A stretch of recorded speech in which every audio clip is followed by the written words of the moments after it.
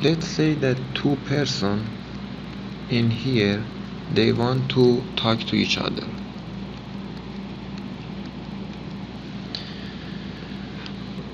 When the first one in here says hello, he generates a mechanical signal, but for the purpose of this lecture, we want to assume that this mechanical signal that this person has generated has been converted to the electrical signal. So because the sound of human has a frequency in the range of 20 Hertz to 20 kilohertz, these two persons only could process the sound in this range of frequency. First, we want to say that what is a frequency. Let's say this one person says hello, he generates a signal like this, and then the other person in here will capture this signal by his interface, that is his ear, and then it will send it to the CPU, which is the brain of this man, and then process it. Now first we want to say that what is a frequency? What do we mean by 20 Hertz or kilohertz? Let's say that we have a signal that is something like this, and this is 1 second, and this would be 2 seconds. This is the time in second unit, and this is the amplitude of the signal. Now, as you see, after each second, this signal has been repeated. So we say that it has been repeated every 1 second. And in here, to here is the T, or the periodic time.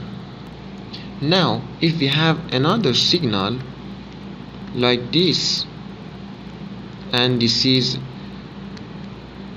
0.5 in second, then the frequency would be equal to 1 over 0.5, which is equal to 2. So the frequency of this signal would be equal to 2 Hertz, which this signal has a frequency equal to 1 Hertz. So when we say that the sound that man creates is in the range of 20 Hertz to 20 kilohertz, the meaning of it is that the signal repeats 20 times in a second for 20 Hertz, or 20,000 times in a second for the 20 kilohertz. Now this signal would come to the other person via the air. So the communication between these two persons is wireless, and then after the signal got to the other person, he will receive it by his interface, which is his ear, and then send it to its CPU, which is again his brain, process it, and if he want to respond back, he will talk via another interface, which is his mouth, and then this communication will take place. Now there are other sounds which we can't hear. For example, you may have heard that we can't hear the voice of an ant. That's because their voice is about 100 kilohertz. So it means that the signal that they create repeats 100,000 times each second. But as we said, our brain could only handle the signals that has a frequency in this range. Lower than 20 Hertz or higher than 20 kilohertz, we can't process them. Now let's go to the computer world. The communication between devices is something like the communication between two persons that we talk about. For example, let's say that a device in here wants to send some data to a web server in another network, and this is internet, and this is the router of the network of PC1. So this is network 1, and then we have internet that is a combination of all networks, and then we have server on the other side. So when PC1 wants to send a request to server, let's say that this is just google.com, and in the PC1 we just open a browser and enter google.com, which will cause us to send a HTTP request to this web server which is listening at the port 80 or 443 for the HTTPS.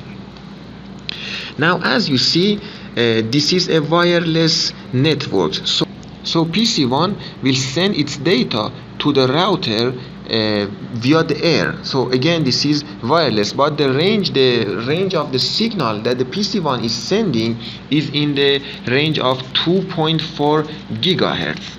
You remember that when we talk in here, we said that the frequency of signals between these two persons to talk to each other is 20 hertz to 20 kilohertz. But the frequency of the signal for PC1 and router to talk via the Wi-Fi is 2.4 gigahertz in this example. Now this packet will reach the router. The router in here will send the data to the ISP, internet service provider. Let's say that this is the internet in here, to its ISP, the internet service provider that is providing internet for network 1. And then it will forward this data, this HTTP request that the PC1 is sending. In the ISP we have upstream routers that will forward the data. So this data would be forwarded to another network, and then it will be forwarded to another, and all these things are done based on the destination address in the data that PC1 has sent to the router of network 1. So this data would be forwarded in the internet until it reaches this web server which is listening at the port 80. Now because it is listening at the port 80 and the destination port number in the data sent from PC1 to the router is also 80, so the server, by doing some other checking, will accept the request, the HTTP request, and then based on it, it will send back a related HTTP response. Now the HTTP response, that is another data, may choose some other path to get back to the network 1, and then it will go to the router, and the router in here will forward it to the PC1. Now there are a lot more details in what we just said, but in order to just simplify what has been said and to be able to troubleshoot correctly, some models has been defined that you may know them, like OSI or TCP/IP.